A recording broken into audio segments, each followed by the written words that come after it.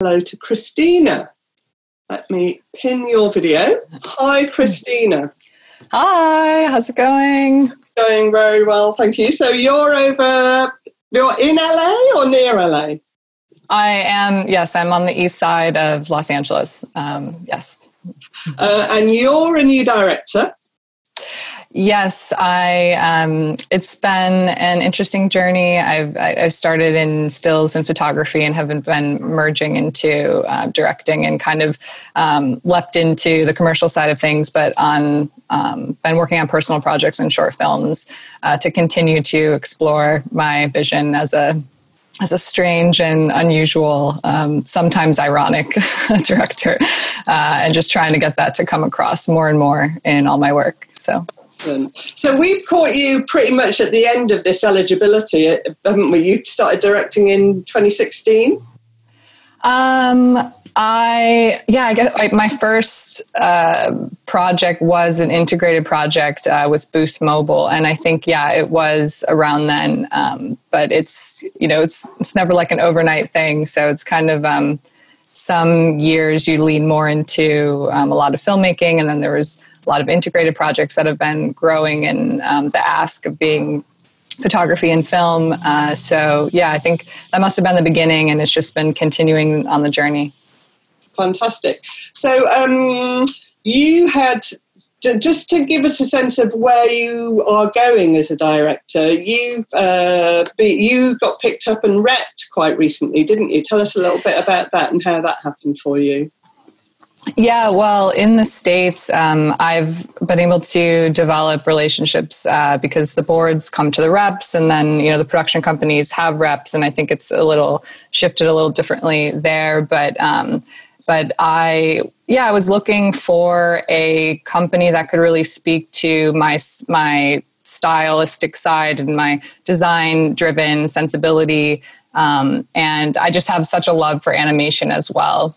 So finding the right home that kind of was looking at things integrated, and I landed at Dress Code. I think they have such a interesting. They work with directors that are animators. They work with directors in a live action sensibility, and they really are able to bring that together and merge that really well for me.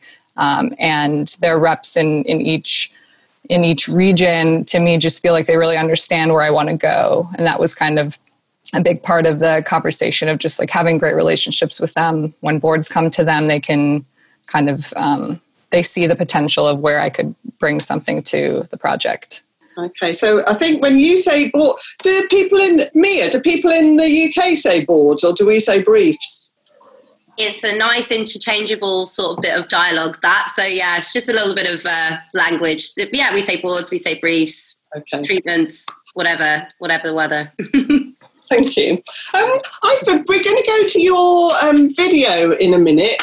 And then I must remember to come back to Hel, who is our wonderful sponsor, and I forgot to mention her at the beginning. So there's a quick little mention here. We'll do the video and then we'll come back to you, Hel.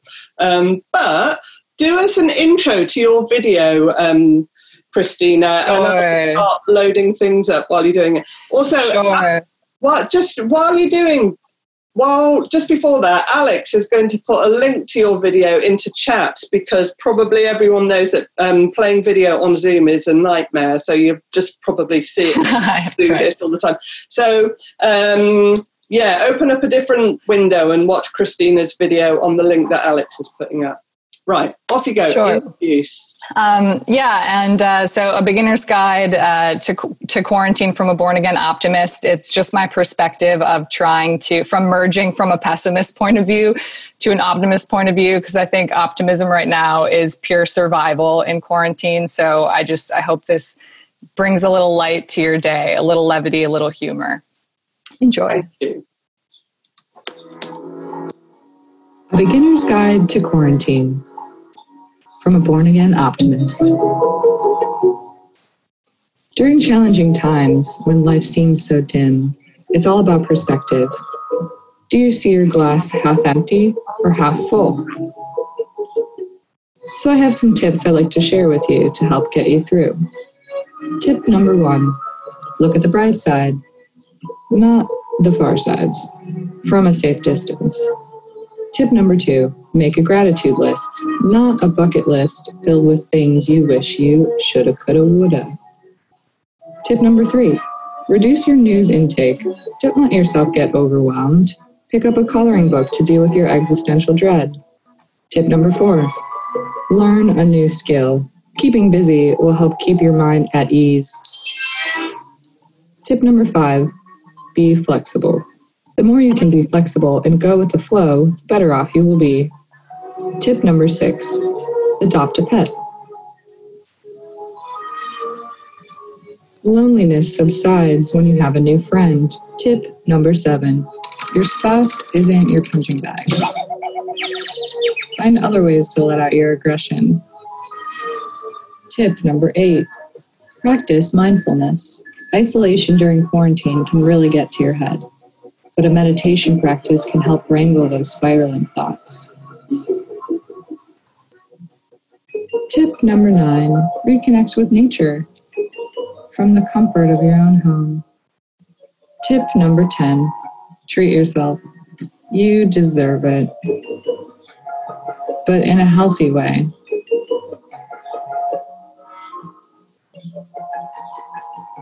I've learned that optimism is a choice. It's a muscle that you need to exercise. So, is your glass half empty or half full? I hope this spreads positivity and levity into the everyday life of quarantine. Brought to you from the bright side.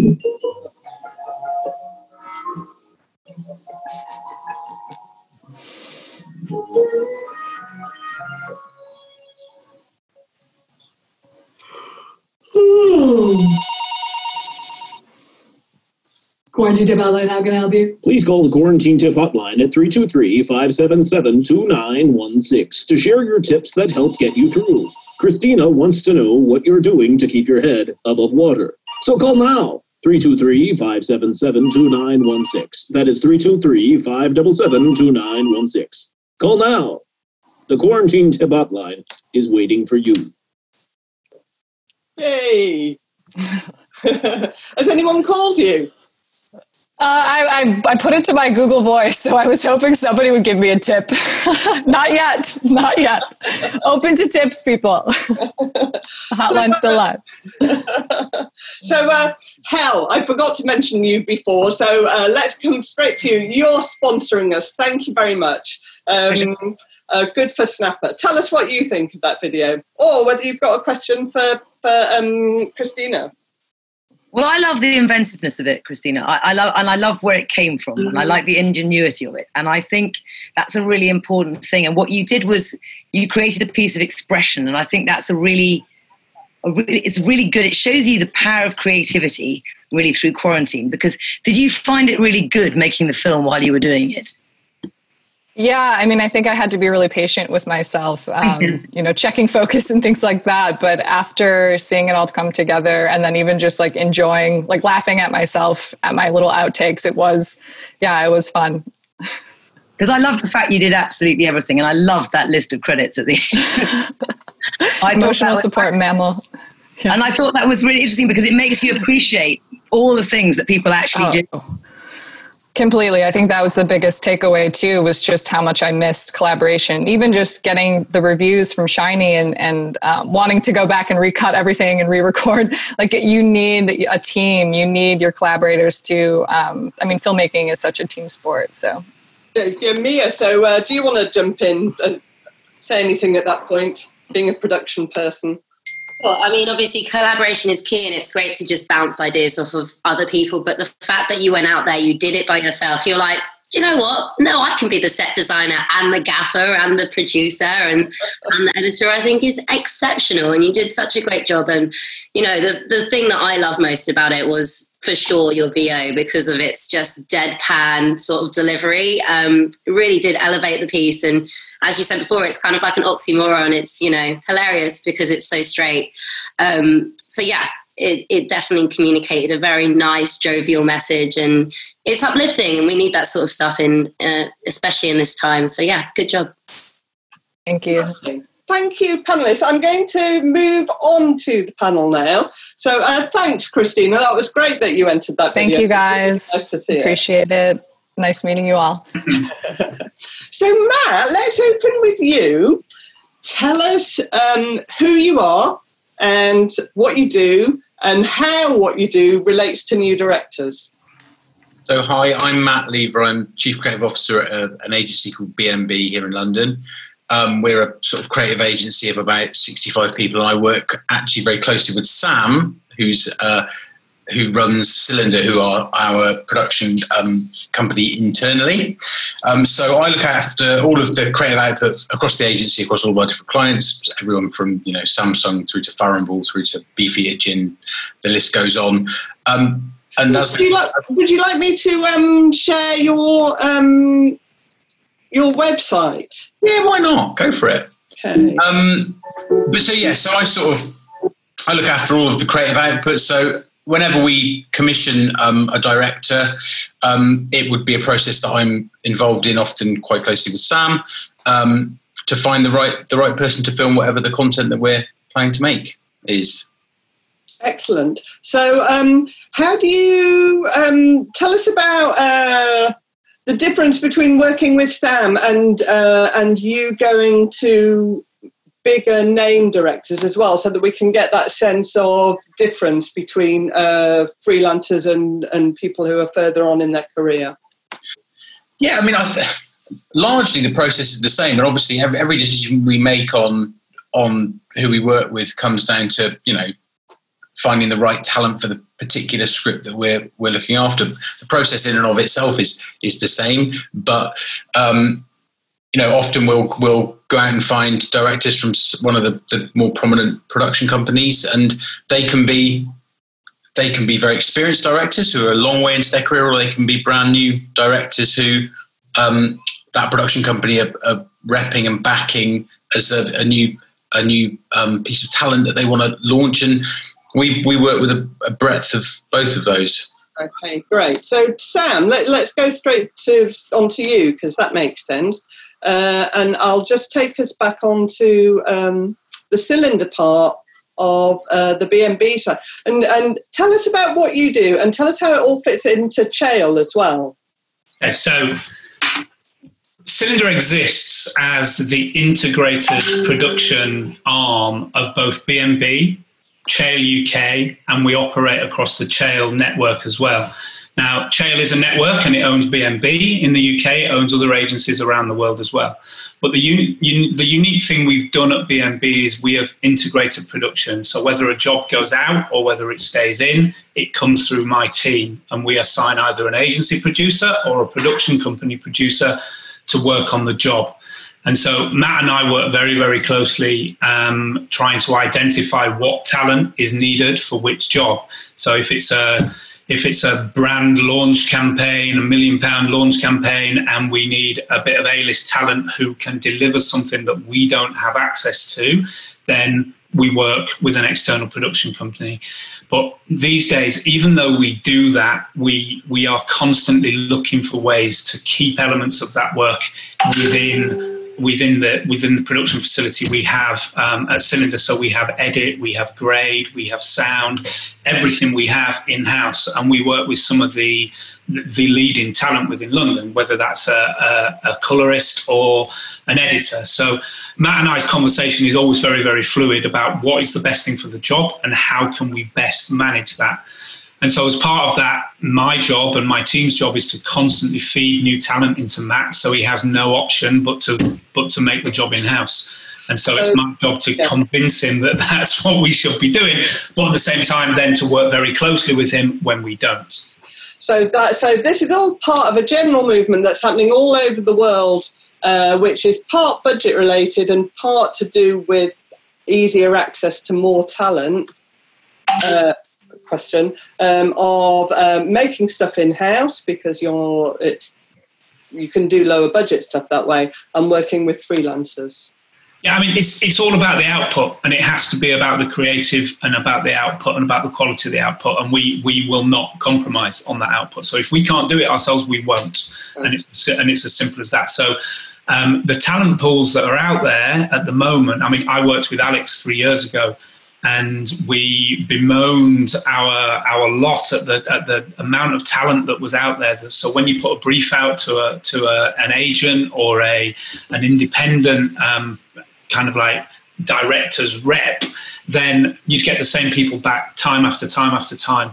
Whereas now the talent pool is just growing. It grows all the time. We are inundated with directors, and we're inundated with really, really strong talent. Also strong talent that has been part of a production company that wants to be a little bit more flexible, and wants to not just work on one, with one particular company. So for us, I think that the level of talent out there is just growing, and it's really exciting for us. Yeah.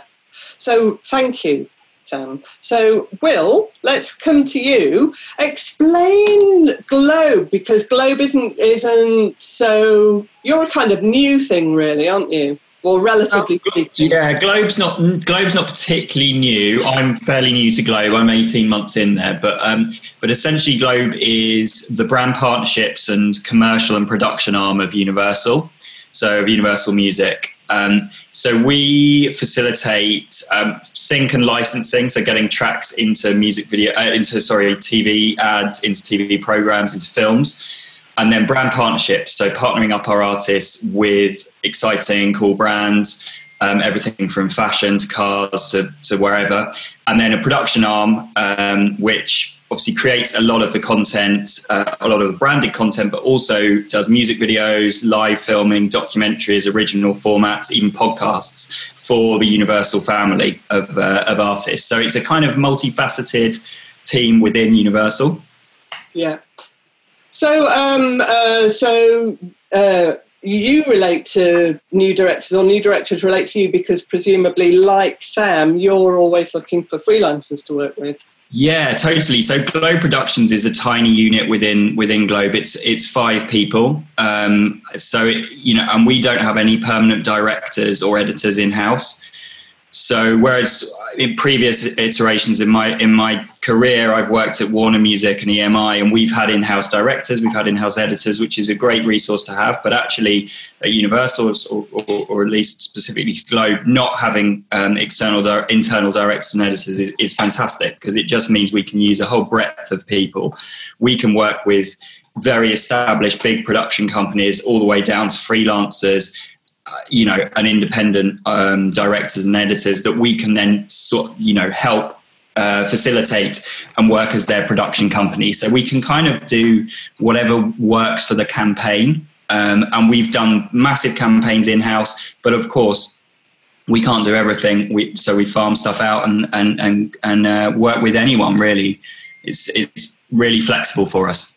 Yeah, fantastic. Thanks, Will. So Mia, last, absolutely not least, tell us about Prettybird, and one of the reasons why you're a really great company to have. I mean, you're a great panelist, but you're a great company to have in this chat, is because you're a great example of a production company who there's a reason why directors should still sign to production companies rather than being independent. So tell us a bit more about that. And that's also picking up a question from Kevo, which is about developing new directors. Okay, so I'm head of new business at Prettybird, been there for over 3.5 years now. It was the first Black and female owned production company to exist. So it was established in America. We set up a few years later here in the UK. We're a very organic company, so it comes from the ground up and the top down in terms of representation, and we make sure that our crews are completely diverse and inclusive. Last year alone, we had 47.6% of all people behind the camera representative of underrepresented groups, so that's the LGBTQI, disability and people of colour. So it's a fantastic production company to work for, and very supportive of all sort of things that matter. And, I represent 44 directors on my roster, which is a hell of a lot of people, a lot of mouths to feed. But those stretch from high-flying directors who have been well-established, your Melina Matsoukas, your Paul Hunter, through to nurturing and developing up-and-coming talent as well, like a Jess Cole and Eloise King. So, yeah, it's really important for us to have this sort of spectrum of talent because of the kind of work that we bring in. It's very nuanced, it's very distinct, and we like to make sure that we have a full breadth of creativity across our work. You know, you could never say, oh, Prettybird are this kind of production company, because we do everything from catwalk shows to multi-million-pound commercials through to music videos. So it's a real plethora of creativity. Tell us about developing new directors, because that's something that is unique to production companies, isn't it? Pretty much, and reps. Yeah, so it's important for us, of course, because new voices and new talent are going to make the next generation of films, of creativity. And, you know, those voices are incredibly important as we grow older and become quite stuck in our ways. We need some youngsters to tell us what the tea is and, you know, basically rectify sort of the whole generic system, which is kind of been put in place, and just shake it up and be destructive creatively. So developing talent is a very difficult and quite laborious process, and it's so worth it, but it's not a short-term thing. It is a long-term strategic process. We recently signed Yusuf Bami, who is an exceptional VFX artist as well as director. I'll send along a link to one of his music videos called Brain Dead, which has Barry from EastEnders, and, you know, he takes loads of drugs and then his brain explodes out of his head. It's just sensational.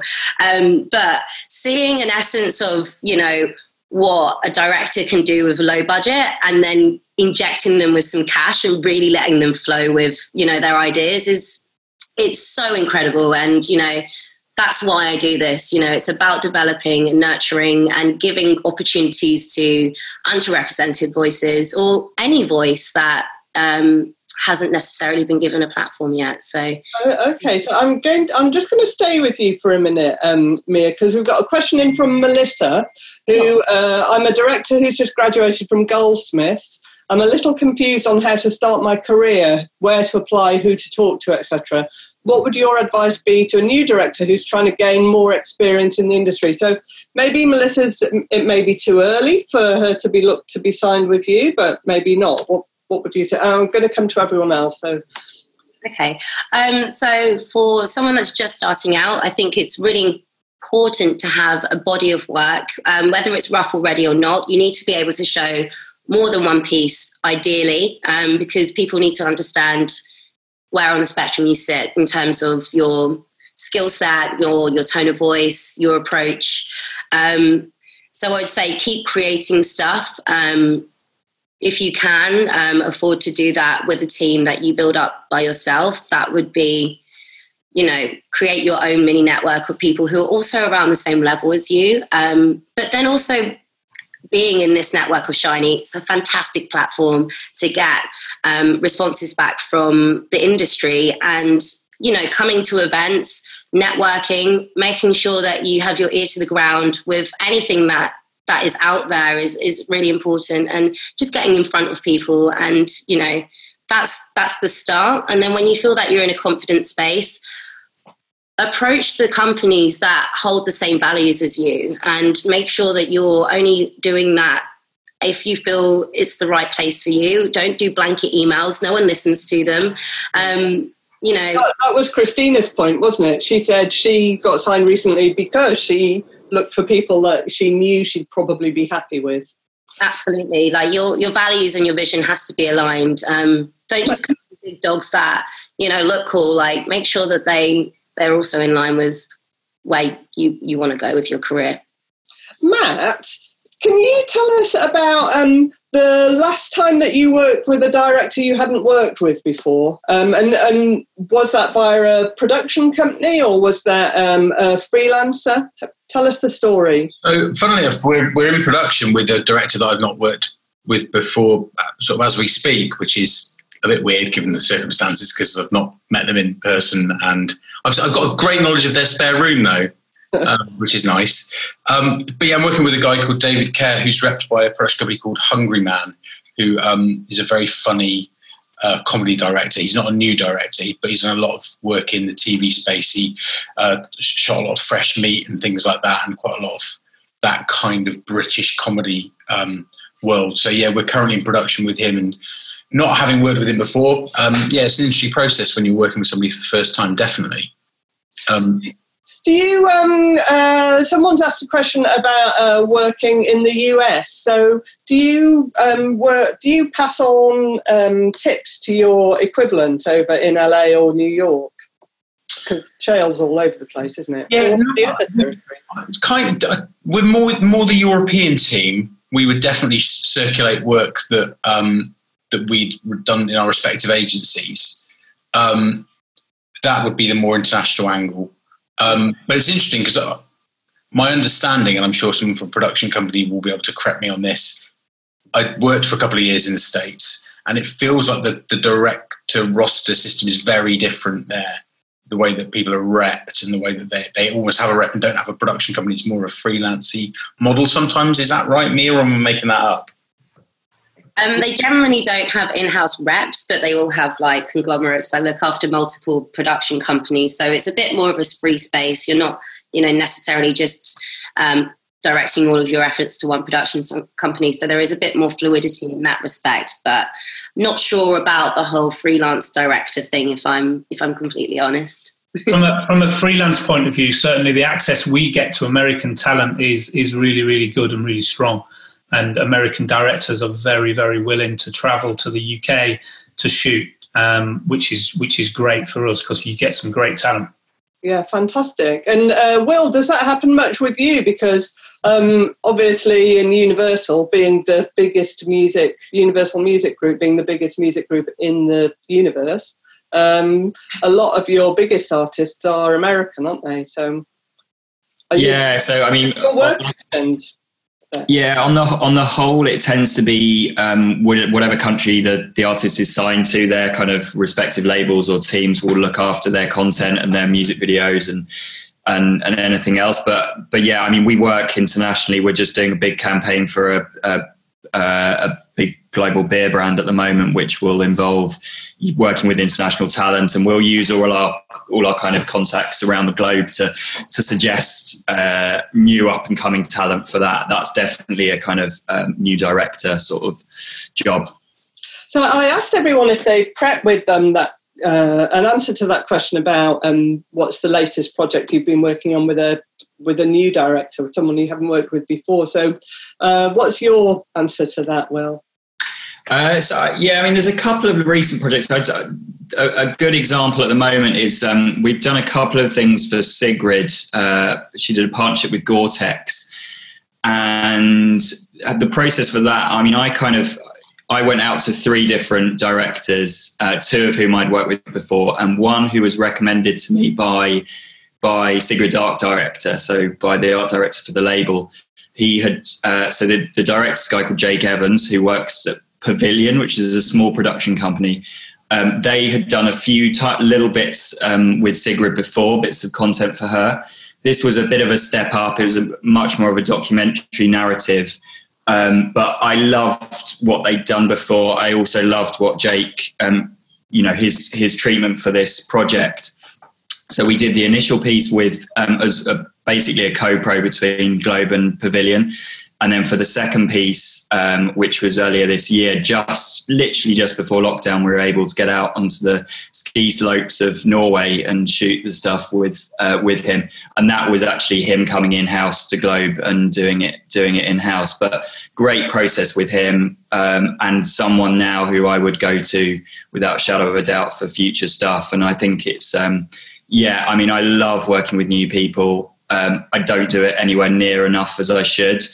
And that's my own fault, and then also a fact of just how busy it is. And you do often go to the people you know, and that is something, hands up, that I want to rectify. And I've made, certainly during lockdown, have made a concerted effort to kind of speak to people and watch reels and embrace new directors. Yeah, totally. So I've seen that video, actually, the Gore-Tex one up on in the snow. It looks really lovely. It's telling the story of Sigrid designing a jacket for Gore-Tex. It's not the most thrilling of topics, but there's something about the bits of animation that are used, Sigrid's own beautiful personality and sort of her nature, and just the use of nature itself as well. It's a two-parter, and it's lovely. It's really nice. So there's something about that process that you've just described that illuminates the sort of many textured ways that directors can use to get into the network, because you were saying it was a combination of knowing the art director, knowing who they were, that you had known the production company before. All those little touches all over the place, they all add up, don't they? Yeah, and I would say for music in particular, getting for a young director or a new director, getting themselves involved with an artist from an early stage, whether it's as a videographer going on tour with them, or doing stills, or telling the story of a creation of an album, small bits of like that. Building your relationship with an artist, with their teams, with the label, can really propel you. And I think there are so many directors who have gone down that route, from Matt Whitecross just creating the Coldplay documentary, which has been 20 years in the making, and that's from him working with them at uni. And it's, if you can find yourself in that position at an early stage and develop with an artist, and I think that's something that in music, it really pays off. Yes, fantastic. And it's enjoyable as well, because if you're a fan, then that's a really nice way to build a relationship. Going on tour around the world with the bands. You get much better than that, I think. Yeah, those were the days. Sam, tell us now, let's get on to contacts. How could people, so if people are going, sounds great, I'd really like Sam to know about what I do.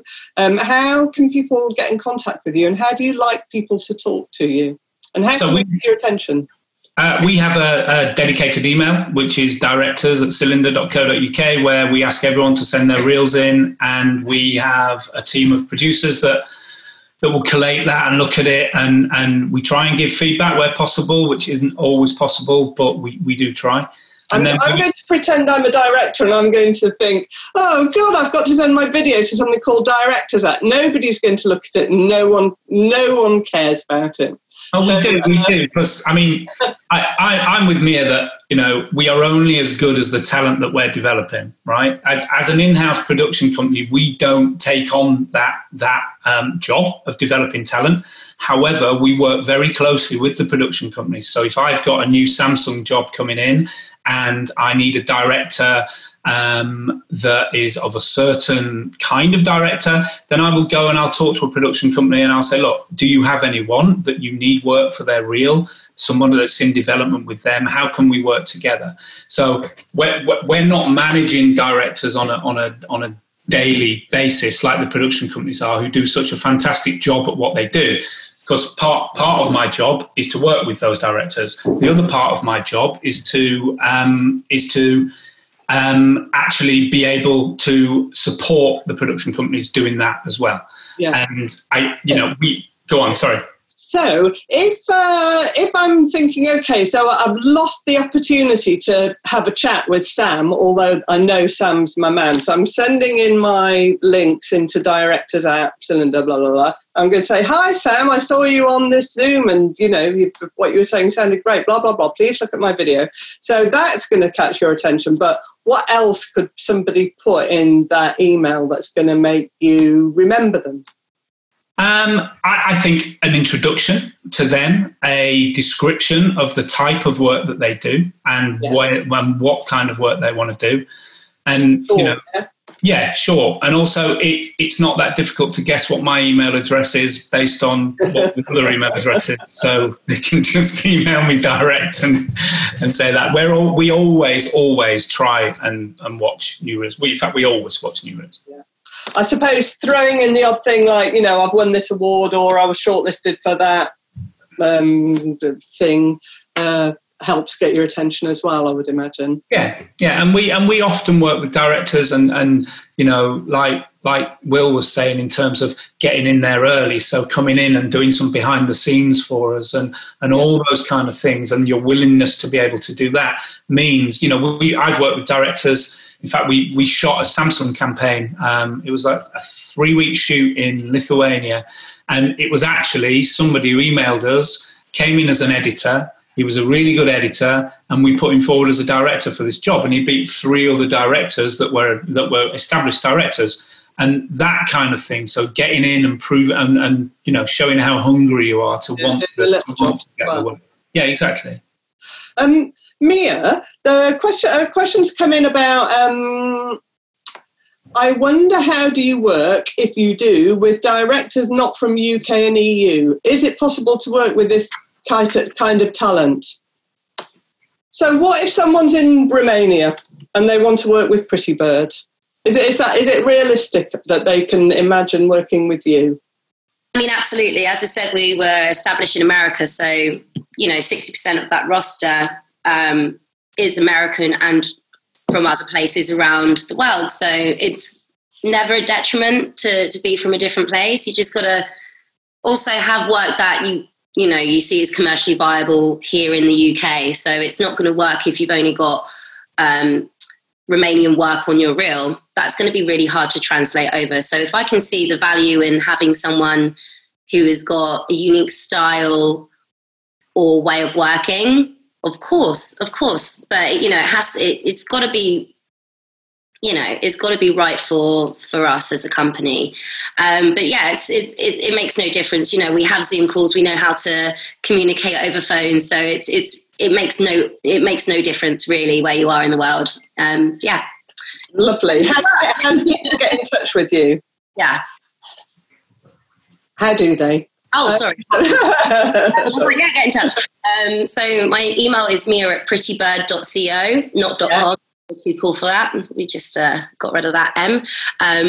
But please also be aware that we as companies have got full-time jobs, and it's sometimes really hard. You have to allocate a certain amount of time to be looking at these reels. So don't get offended if we can't respond immediately. It's just that there will be some time that we'll allocate. It's just bloody hard fitting that in, but we will for sure look at your work, and I'm always one to get back to people, but not always immediately.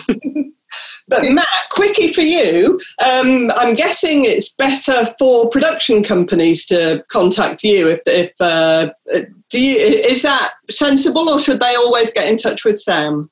Oh, they can always get in contact with me. Yeah, that's fine. I think directors probably directly to Sam is probably the best route. But production companies who want to come in for a chat, then come in for a chat, have a chat on Zoom.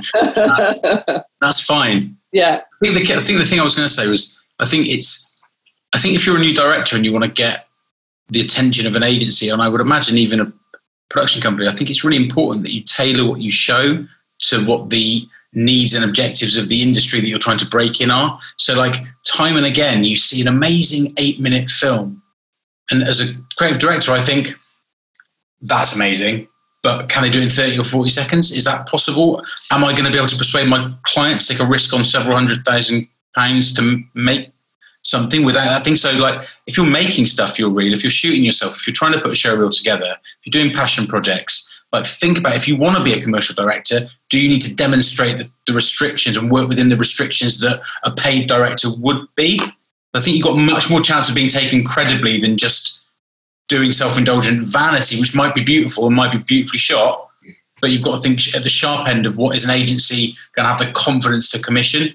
I think that's a really, really important thing to say for people. And it's nice as well. I mean, how much better to make a 30-second piece, spec ad, than to be crafting your 10-minuter. Well, yeah. I also think that flattery gets you everywhere. Do your research when you email a production company or myself or Mia, you know, look at what previous people have done, you know, previous work. Say it's great, even if you don't think it's great, but reference it in respect to what you've done as well. So sort of, as said by everyone else, just kind of do your research. I think that's really important. Yeah, like emailing 10 people where there's a chance you're going to get a little bit of something with them is so much better than, as Mia, I think, said, nobody reads email blasts. I've done email blasts before out of desperation. It's a bad idea. Will, how could people make contact with you? Because I bet there's a lot of people that are going to want to. Yeah, absolutely. So it's will.nichols, so my name up on screen, at umusic.com. I'll put it on the chat as well. But that's nice. Yeah, and I mean, I do get a lot of emails. Obviously, I get a lot of internal emails. External emails are always better. So I'm happy to hear from people from the outside world, especially during these strange times. Brilliant. Thank you, Will. So I'm now going to come to our fabulous, lovely sponsor, Hell. So Hell, apart from... Tell us a bit about, just before you ask your special question, we haven't said anything about Snapper Films yet, and Snapper Films are great. Give us a little background about them and what you do and why you do. Well, thank you, Caroline. I founded Snapper 2 years ago with a director called Joanna Bailey because I had several production companies before that one, and I felt that if I didn't own the future I wanted now, I was never going to do it because I'm not the youngest. So I thought it's time to leap off the cliff and actually create the kind of boutique that I was really looking for. And one of the things I really believe in is I do believe in developing and nurturing new talent. I believe it's the lifeblood of the industry. I think it's we need that fresh intake coming in. I think it's, as Mia would say, it's incredibly exciting when you see that potential and you get the chance to develop it. It's one of the most exciting things, and you look at it and you think, well, that's brilliant. And I think when you're looking, you can find the talent out there, and then you choose it, and you choose it in the same way that you ask a director to choose a production company because it's in line with their vision and in line with what they're doing and where you are. You choose a director which is in line with your vision and what you want to create and you find exciting and that you're passionate to develop, because at that point, I'm a massive believer that if you love what you do, it works. And if you love who you're working with, it works. And it's just been a very exciting, if on occasion slightly scary adventure. And I think we've related... Can I just say, though you're not a comedy company, Snapper, you do have people who do funny stuff on your roster, don't you? Yeah, absolutely. Absolutely. I think humour is very important. I think actually that was demonstrated by Christina, and that sense of optimism and humour. It's a question of how you make a point. And I think we're all very good at absorbing things if they make us smile, any information. And there's absolutely, you can make any point with humour. And I think, I have directors who are very good at it. I mean, I have a young director who I think has made a really brilliant short film, which she wrote, acted and directed. Sorry, Snapper. I need to show Snapper on here. Blimey. While I'm just getting that up. That's fine. Ask people your question, Hal. Well, I was talking to Caroline and I was saying that I think one of the most important things, and that we learn all the time, is to keep taking risks, is to keep being brave, is to keep stepping out of our comfort zone and looking for things. And I said one of the things that I felt was very important in life was the fear to not worry about making mistakes, because you can always solve mistakes, and that you learn, or at least I learn most, I think, from the mistakes I made. And what I wanted to ask all my panelists, who've all got rather brilliant positions in the industry, was what do they think was their greatest mistake that they've learned the most from? And can we have nice little snappy little answers, everyone, please, because we're coming to the end. So just sum that up again, Hal. So I wanted to ask each one of the panelists what they felt was one of their greatest mistakes, and why that worked out so well for them in the end. Okay, so Matt. I would say that for the first start of my career, I tried really hard to make things good and didn't push them to be brilliant. And what happens is if you don't take a risk and try and do something brilliant, if you take a risk, you'll either get brilliant or rubbish, but that's better than going average. Exactly. So risks, the rewards are in risk, I would say. Well done. Right. Thank you, Sam. Hold on, I'm just unmuting. What a difficult question. I think for me, my biggest, I used to work in music before I worked in advertising. And I think the biggest mistake I made was trying to get involved in digital music before digital music was actually a thing. So I used to work at Sony, and I moved from Sony to work at a company called Woolworths, if you remember Woolworths, EUK, such a long, long time ago. Alex, you'll remember it. So my biggest mistake was that. However, what it did teach me was that you should always be thinking, and you should always be trying to push yourself and trying to think to the future. And out of that, I actually managed to get a job at a small production company that specialised in music, in an advertising company that specialised in music. And from there, we grew it. And from there, I've learned such an awful lot. So I think that's for me. So it felt like you might have made a bit of a misstep at the time, but looking back on it, it was perfect. Yeah, absolutely. Lovely. Thank you. Follow what you believe. You know what I mean? Yeah. It's one of those things. If you think it's right, then go for it, because, you know, out of this come good things. Mia?